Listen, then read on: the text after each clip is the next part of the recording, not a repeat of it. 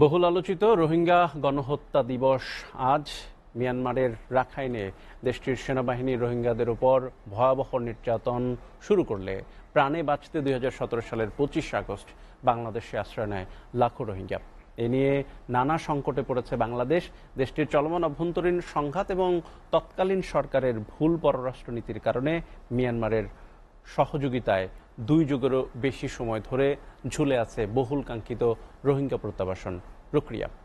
কক্সবাজার থেকে আহসান সুমনের প্রতিবেদনে বিস্তারিত। মিয়ানমার সেনাবাহিনীর নির্যাতন, নিপীড়ন সহ নানা অজুহাতে বাংলাদেশে আশ্রয় নেয় 12 লাখেরও বেশি রোহিঙ্গা। এরপর একজন রোহিঙ্গাকেও ফেরত নেয়নি মিয়ানমার। ফলে রোহিঙ্গা এবং বাংলাদেশ উভয়ই এখন চরম সংকটে। এর মধ্যে মিয়ানমারের ওপারে আবারও নতুন করে অনুপ্রবেশের অপেক্ষায় জড়ো হয়েছে অনেক রোহিঙ্গা। যদিও বিজিবি বলছে আর একজন রোহিঙ্গাকেও বাংলাদেশে ঢুকতে দেয়া হবে না। অন্যদিকে নাগরিক সুযোগ সুবিধা পেলে নিজ দেশ মিয়ানমারে ফিরে যেতে চান বাংলাদেশে আশ্রিত রোহিঙ্গারা। বর্মাতো জিনোসাইড কে আইসিদে 7 বছর ফুরাই গিয়ে আজ পর্যন্ত আরা ওয়াফে সইগাল্লা আজ পর্যন্ত ওয়াফে সই না হয়।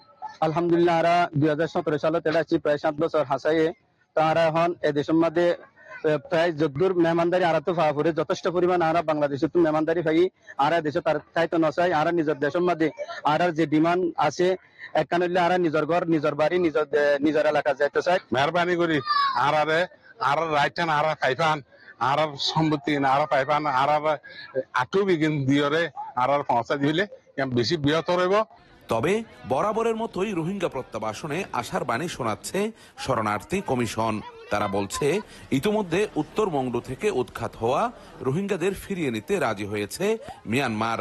নিজ গ্রামে পুনর্বাসন, স্বাধীন জীবনযাপন সহ রোহিঙ্গাদের দাবি অনুযায়ী সুযোগ সুবিধা দেওয়ার আশ্বাসও দিয়েছিল দেশটি। এসব বিষয়ে মিয়ানমারের একটি প্রতিনিধি দল বাংলাদেশে আসার কথা থাকলেও সে দেশের চলমান সংঘাতে তা বন্ধ হয়ে যায় বলে জানান শরণার্থী, ত্রাণ ও প্রত্যাবাসন কমিশনার।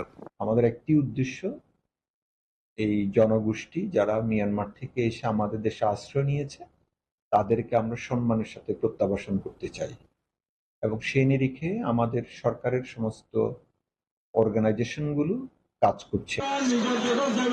এদিকে 2018 সাল থেকে প্রতি বছর 25 আগস্ট গণহত্যা দিবস হিসেবে পালন করে আসছে রোহিঙ্গারা। রোববার উখিয়া টেকনাফের কয়েকটি ক্যাম্পে বিশাল জমায়েত হয়ে প্রত্যাবাসনের বিষয়ে মিয়ানমারকে চাপ প্রয়োগ করতে আন্তর্জাতিক সম্প্রদায়ের কাছে বিভিন্ন দাবি তুলে ধরেন তারা। Ahsan Suman, SA TV, Cox's Bazar.